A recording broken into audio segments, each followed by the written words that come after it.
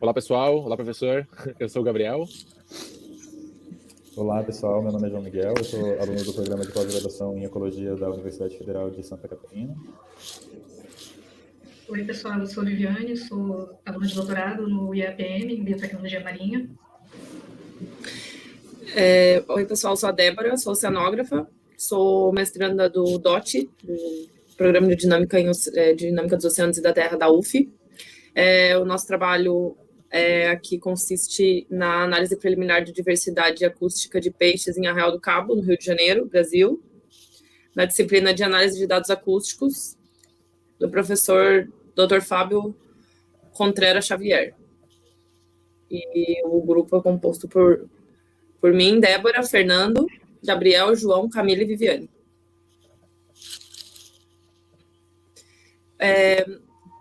Os sons dos peixes são produzidos basicamente de duas maneiras diferentes. A partir de atritos de estruturas ósseas, pelo estridulatório, que são sons de comunicação, interação intencional, e sons não intencional, produzidos a partir dos sons de contração da bexiga natatória, chamado de drumming. Os peixes não vocalizam, eles produzem chamados. O objetivo geral do nosso trabalho é analisar a diversidade de sons de peixes, caracterizando o chamado de maior frequência de ocorrência dentro do intervalo de tempo escolhido dos dados do Biocom. Os objetivos específicos consistem em quantificar a variedade de sons de peixes, observando a sua distribuição ao longo do tempo analisado, identificar o chamado de maior ocorrência e caracterizá-lo, extrair dele as features espectrais e temporais básicas, e discutir quais são os próximos passos para o segmento do trabalho.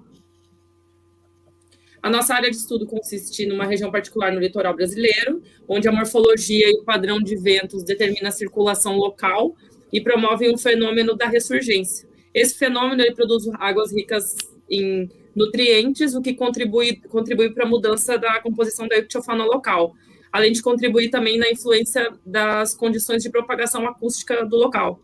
A região é uma região de intenso turismo náutico, o que influencia bastante na paisagem acústica local.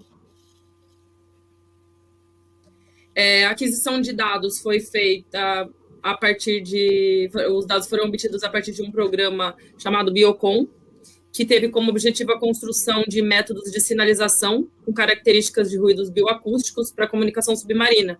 Foi uma parceria entre o IAPM e a Universidade do Algarve.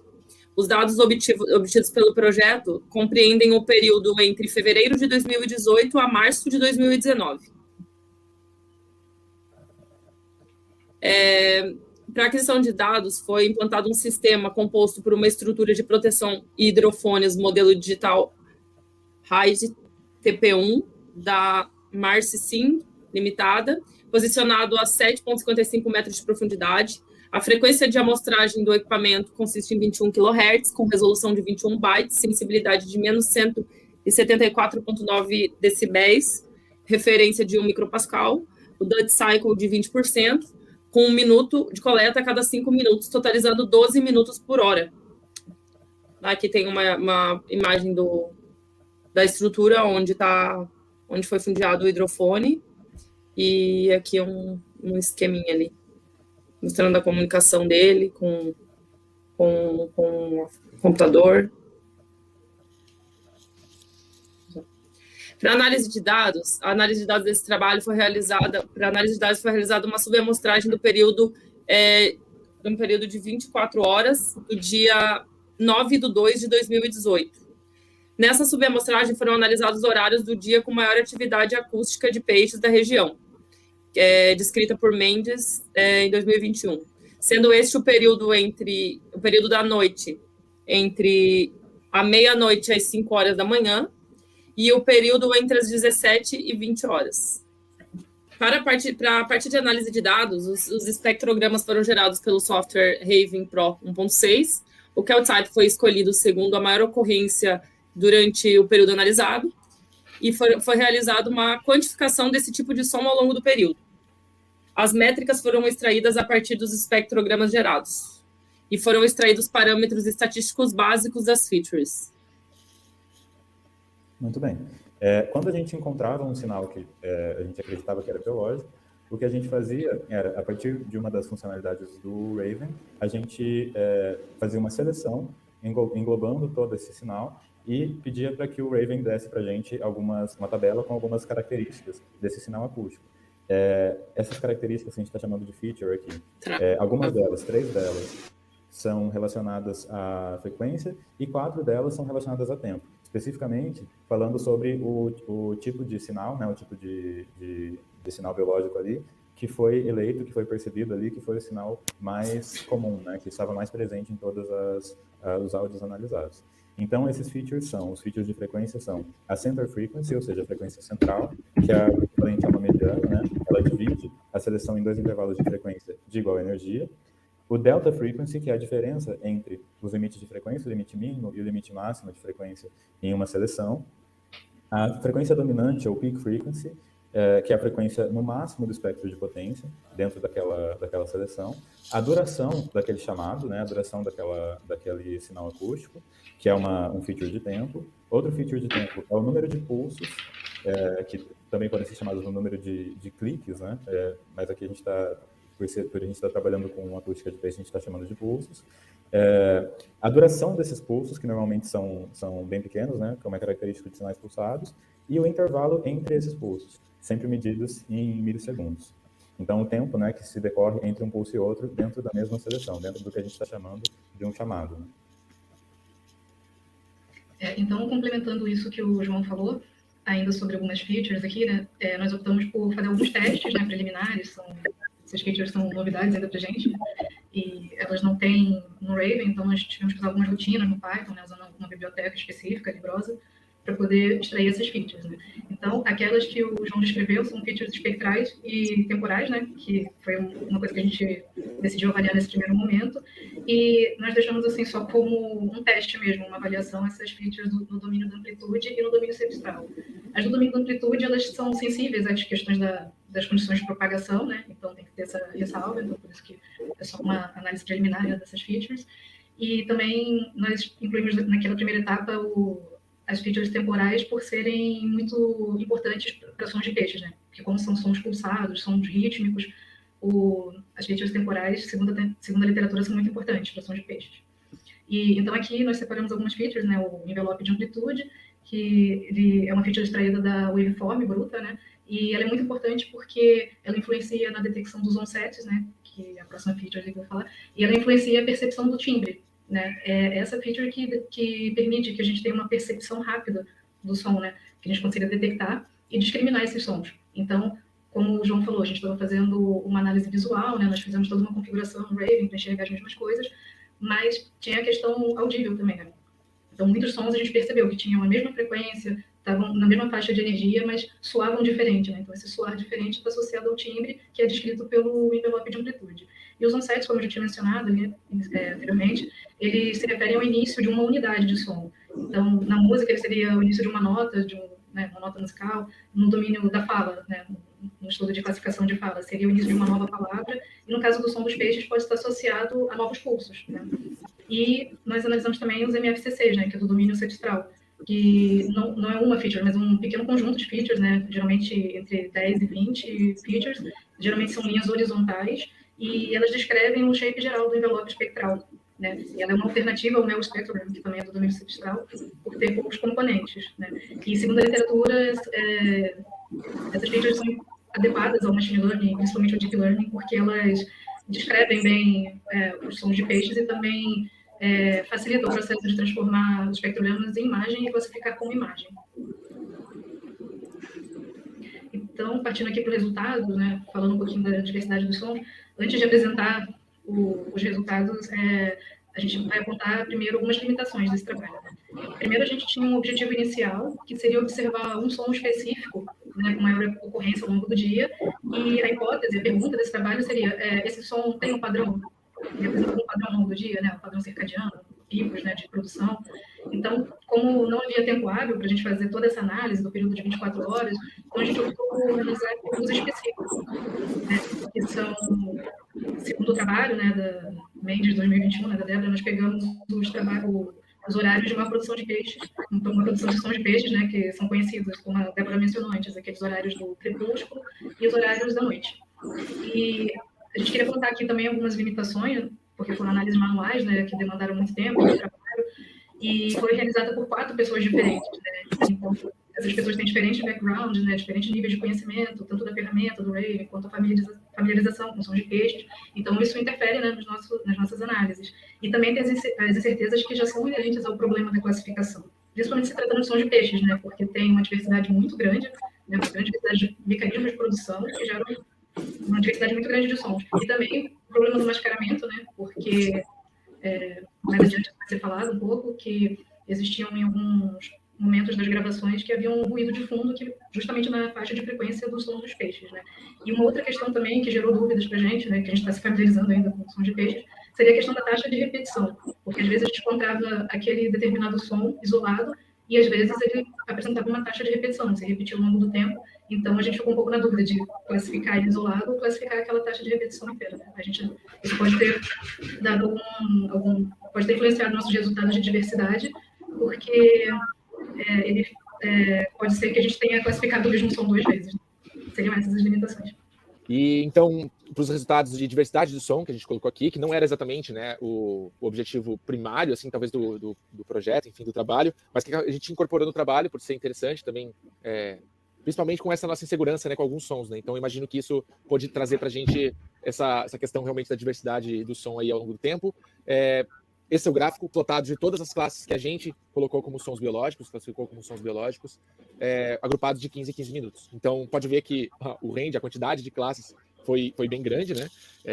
Possivelmente pelo que a Vivi já explicou, né? Que são essas classes não sincronizadas, né? Ou, enfim, né? Que foram subdivididas realmente muito mais. Então, inflando bastante, talvez, essa questão das classes, né? Mas, enfim. Então, olhando... primeiramente, acho que o primeiro resultado seria a quantidade, né? A gente teve detecções classificadas como biológicas na quantidade de 1.559 e um total de 63 classes diferentes. Então, dá para ver que no período que a gente pegou para mostrar, uma quantidade em número mesmo, dentro das classes, aumentando conforme o horário chega próximo ali da meia-noite, enfim, 2 horas. Então, ali é um período que tem a maior quantidade de sons biológicos num tempo. Né?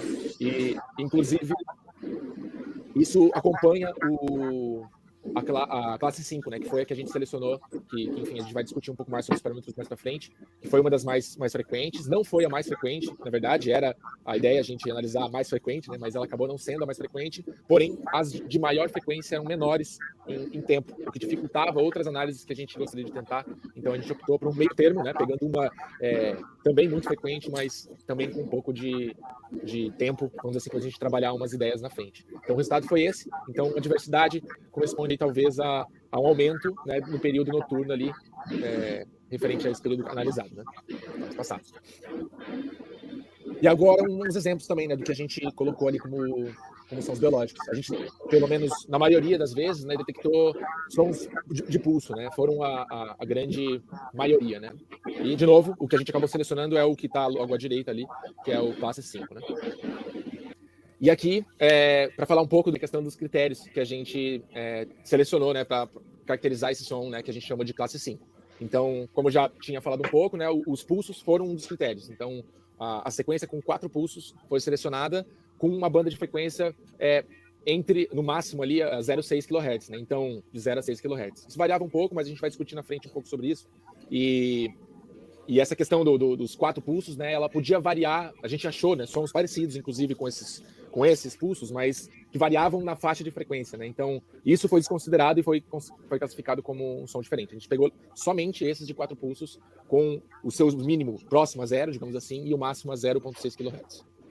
E então, aqui um pouco do que a gente tirou, né, dos parâmetros para essa classe 5, né? Então, a gente vai observar aqui somente a média, a gente tirou as outras para também dar uma observada nessa variação, mas pegando só a média aqui para a gente caracterizar esse som, a gente observou aí que o classe 5, né, 4 batidinhas, ele teve aí por média a frequência mínima em torno de 114 Hz, a frequência máxima em 666 Hz, a frequência central em torno de 300 e o peak frequency em 282 Hz, né? Então, esses são os parâmetros tirados no âmbito da frequência. E em tempo, a gente pegou o chamado, né, em média, aí a a 1 segundo, 579 milissegundos. Então, e daí agora a questão do resto dos parâmetros temporais, né? A gente decidiu pegar todas as variações dentro desse som, né? Então, analisamos esse tempo, né, de todos os pulsos, de todos os interclicks. Isso porque os sons podem acabar tendo essas variações, né? Isso ajuda a detectar padrões, né, de ritmos, né? Então, a gente acabou captando essa variação, dá para perceber ali, se observar ali os interclicks, interpulsos, então 1, 2 e 3 ali, dá para perceber que há uma variação entre as distâncias dos pulsos, né? E os pulsos também têm menor variação, a princípio, né? Mas tem uma variaçãozinha também na duração entre eles, né? Então, o que caracterizaria esse som, né? Talvez como o heterocrônico, né? Então, tem essas variações dentro ainda do mesmo som, e isso dentro do âmbito temporal que a gente não fez essa análise, né? Então, se em períodos diferentes, né? Isso se alteraria, né?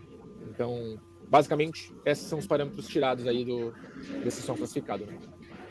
E então, agora, da parte mais legal do trabalho, a gente extraiu alguns parâmetros interessantes. Começar aqui pela assinatura acústica, que é essa relação, né, entre frequência e pressão, enfim, né, do som, para quase dimensionar melhor, né, aqueles parâmetros que a gente viu antes em números, né. Então aqui dá para ver bem legal que o pico, né, de energia, né, ele está relacionado aí perto à frequência dos 600 Hz, nesse som classificado, né? Então, isso desenhando literalmente esse som, né, no âmbito da frequência, né? Então, mais utilizado, dá para perceber realmente essa próximo aos 600 Hz, né? Isso para o nosso classe 5. E agora, aproveitando, né, que a gente vai depois tratar de outras features que vão precisar de âmbitos maiores, né, a gente aproveitou para testar isso com sinais um pouco maiores. Então tá aí até a referência do som que a gente captou no espectrograma e agora com a assinatura acústica. Então perceba agora essa diferenciação, né, do âmbito do espalhamento, enfim, de como a energia é utilizada dentro desse âmbito de frequência. Então, novamente, né, esses sons selecionados próximos ali a 600, mas enfim, de maneira mais igualitária, né, entre a frequência no quesito distribuição de energia, né? Então, pulsos com mais energia, né, nesse âmbito de frequência, né? É isso. Bom, então, dando sequência aqui, o que o Gabriel falou, né, teste com outras features, né, nós inicialmente extraímos aquelas features do Raven, e aqui nós optamos por trazer algumas features a mais, né, foram só alguns testes, né, como eu mencionei, são o nosso primeiro contato com essas features diferentes.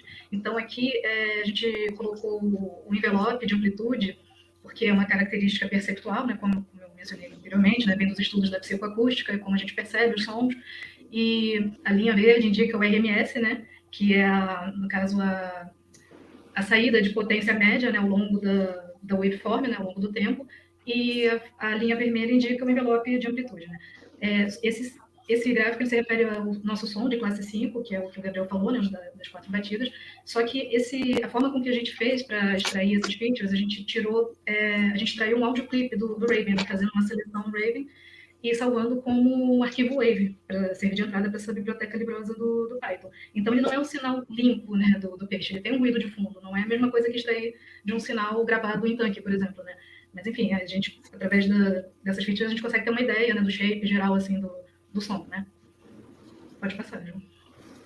Então, aqui, como o Gabriel falou, a gente escolheu também outras classes de som por terem umas características diferentes. Elas têm uma duração um pouco maior. Algumas features, por exemplo, a gente não conseguiu extrair da classe 5, porque era um som com uma duração muito pequena, menos de 2 segundos, praticamente. Então, esses que têm uma duração maior e mais cliques, né, mais pulsos ao longo do tempo, então eles foram mais interessantes para a gente tentar extrair essas features, né? Então, aqui tem o RMS, o envelope de amplitude dessas duas classes, né, 13 e 23. Pode passar, por favor. E uma outra feature seria o MEL Spectrogram e os MFCCs, né? Então, só explicando rapidamente, né, foi gerado esse gráfico de conversão da escala de frequência para a escala MEL, e a escala MEL, né, ela vem de Melodic, esse nome, ele tem esse nome porque ele também é perceptual, né, ele é com base na percepção humana. Ela se baseia na forma com que a gente percebe os tons, né? Porque a gente tem mais facilidade de ouvir e discriminar sons em baixa frequência do que em alta frequência. Então, se baseia nessas distâncias perceptuais, né, do ouvido humano, né, na escala MEL. E, na verdade, ela é computada de uma forma muito semelhante à Short Time Fourier Transform, né, transformada rápida de Fourier, e a principal diferença está no eixo Y, né, que é o da escala Mel, que é uma escala logarítmica. E nessas transformações, para gerar o Mel Spectrogram e os MFC6, são feitas algumas transformações e é gerado um banco de filtros, né, para fazer uma ponderação, porque é preciso reduzir a dimensionalidade, então ficam com menos bins, né, e como seriam distribuídas as energias dentro desses bins. Para isso é feita uma ponderação e gerado um banco de filtros, né, porque existe essa deformação em frequência na escala Mel. Então, esses filtros fazem isso, né, a gente não vai mostrar aqui, mas foi gerado inicialmente esse banco de filtros, para depois gerar os MFC6. Pode passar. E, então, aqui, como eu mencionei, a gente não conseguiu extrair, né, esses features para a classe 5, por causa da duração muito curta. Então, esses sons, o classe 13 e o classe 23, que foram os de maior duração e com maior número de pulsos, eles foram interessantes, né? Então, aqui a gente consegue ver esses espectrogramas na escala Mel, porque, segundo a literatura, essas features são importantes porque elas facilitam a classificação de sons, transformando os espectrogramas em imagem, né? Na verdade, classificando imagens em vez de classificar áudio, eles têm uma representação visual mais adequada para esse tipo de abordagem, e também porque, segundo a literatura recente, né, esse ano saiu um paper dizendo que essas features são muito boas para a encontração de peixes, né? Então, aqui a gente vê de uma forma bem nítida, né? Acho que até mais nítida do que no espectrograma, de uma forma mais limpa e mais simples, né? Com menos interferências assim, visuais, né? Então, aqui a gente consegue ver esse padrão das batidas, né? Dos cliques ali, dos pulsos, do som de peixes. Você pode passar também.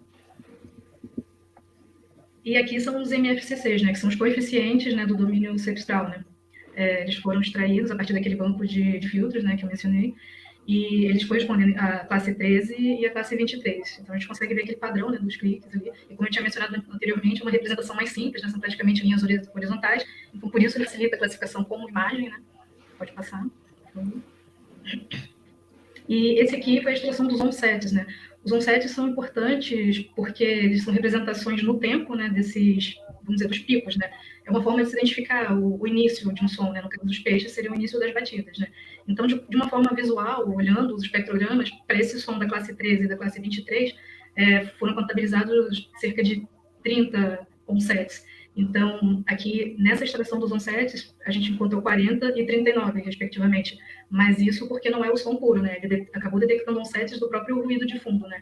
Mas é uma característica interessante também, porque na literatura fala bastante dessas features, né? Tanto o onset, quanto também o intervalo entre os onsets. Então, além dos intervalos interpulsos, existem esses intervalos entre os onsets, né? Então, só reforçando aqui que essas features são muito importantes por causa das características dos sons de peixes, né?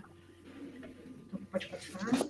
E aqui foi só uma forma de demonstrar, é só uma comparação, não tem nada a ver com os sons que a gente encontrou no trabalho, mas é uma forma de ilustrar um pouco isso que eu acabei de falar, que aqueles sons eles estão com ruído de fundo, eles foram extraídos, né, do áudio bruto ali no Raven, e aqui pegando um som de uma biblioteca sonora, né, do Docet, dessa espécie aqui, Gorgonias chromis, a gente consegue ver que o som está mais limpinho, né, não tem todos aqueles onsets, toda aquela faixa, né, ocupando todo o envelope ali, como nós extraímos. Então aqui a gente consegue ver o envelope bem característico, né, de um som pulsado de peixe, né? Então, nós escolhemos esse exemplo do Gorgonias chromis porque é da família Cyanide e tem esse padrão, né, de batidas rítmicas bem características, né? Bom, uma das coisas que a gente observou também é que a paisagem acústica no local e nos momentos em que as gravações foram efetuadas, elas tinham uma predominância bem significativa de sons não biológicos, né? Isso pode ser um desafio, pode representar um desafio bem importante, e uma limitação também bem importante para trabalhos voltados, né, à caracterização e à identificação mesmo de sons biológicos. Especialmente nos períodos ali das 19 e 20 horas, a gente encontrou sempre sons como estes daqui, eles dominavam a paisagem acústica em boa parte do tempo.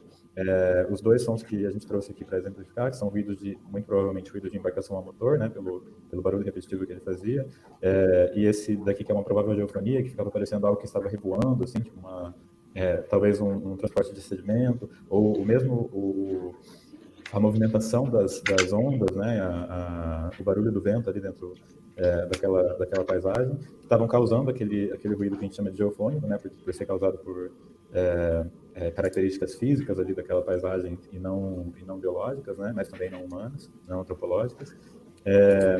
E aí o que acontece? Além do fato de que, como vocês podem perceber, esses ruídos ocuparem exatamente as faixas de frequências que a gente estava analisando e é onde a gente encontrou a maior parte dos ruídos, dos sons biológicos, né? Então existia um efeito de mascaramento importante aí, muitas vezes você não conseguia definir aonde começava um som de interesse e um som que não era de interesse, né? A gente também tem o problema de que mesmo quando você tem sons biológicos ali, você tem um ruído de fundo bastante importante. Percebam que esses sons eles não ficam muito bem definidos, né? O ruído de fundo é sempre bem aparente.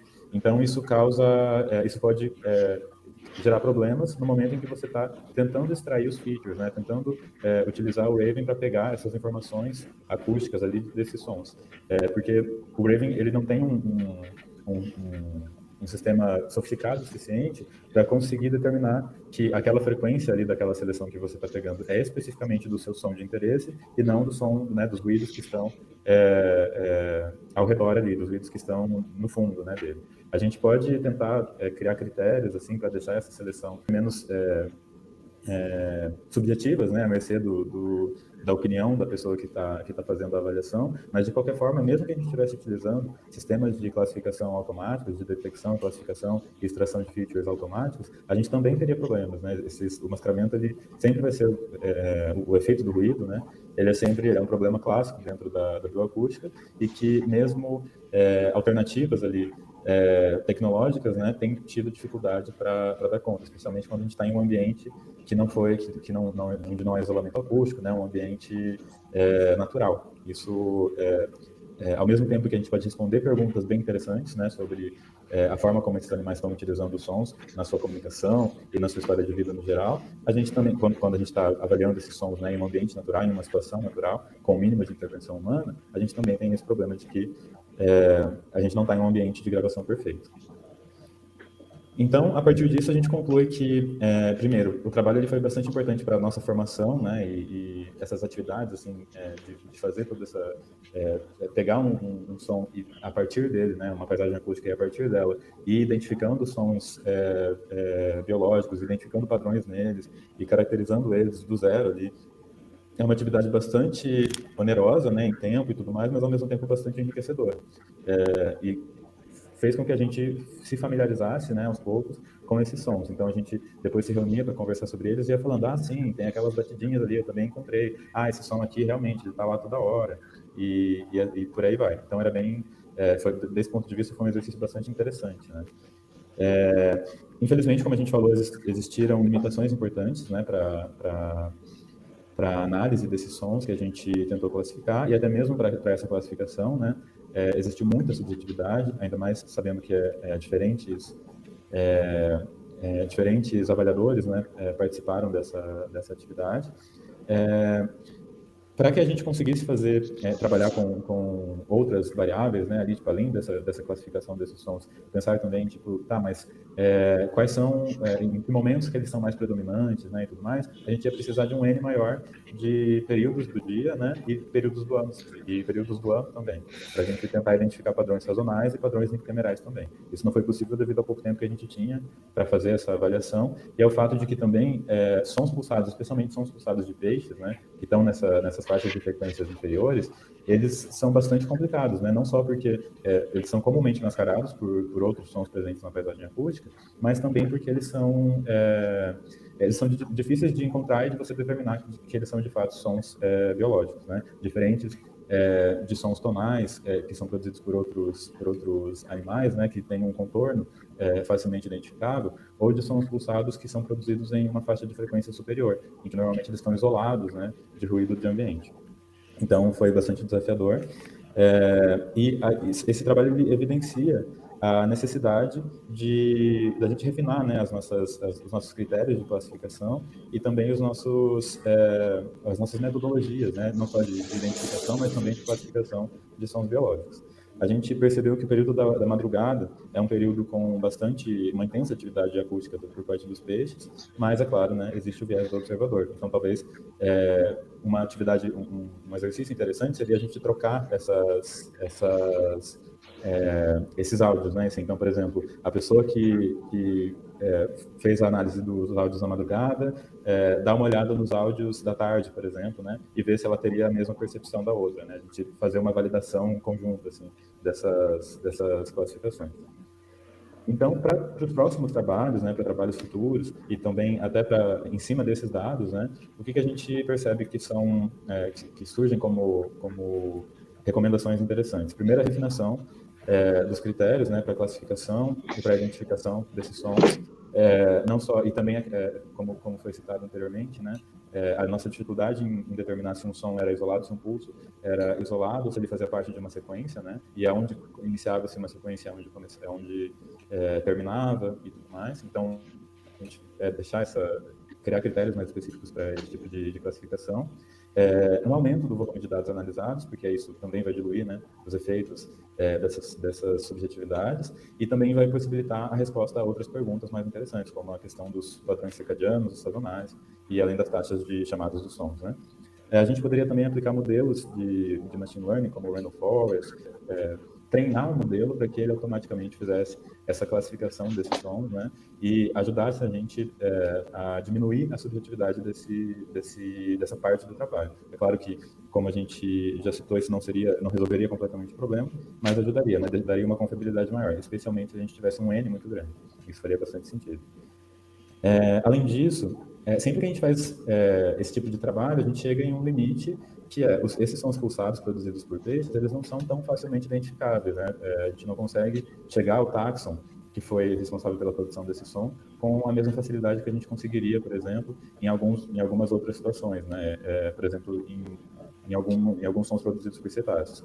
Então, o que a gente poderia fazer é uma revisão da literatura, né, de bibliotecas sonoras, para ver o que poderia ser reconhecido, e talvez até se já existam detectores automáticos, né, para detecção de sons pulsados dessas espécies, né, das espécies que a gente sabe que ocorrem ali naquele habitat, e também a avaliação dos features, né, depois da aplicação de uma metodologia de denoising, né, para retirar o ruído ambiente ali e tentar separar os sinais de interesse do ruído de fundo. Então é isso, a gente agradece a atenção de vocês e muito obrigado. Caso vocês tenham alguma dúvida, algum questionamento, fiquem à vontade para entrar em contato com a gente.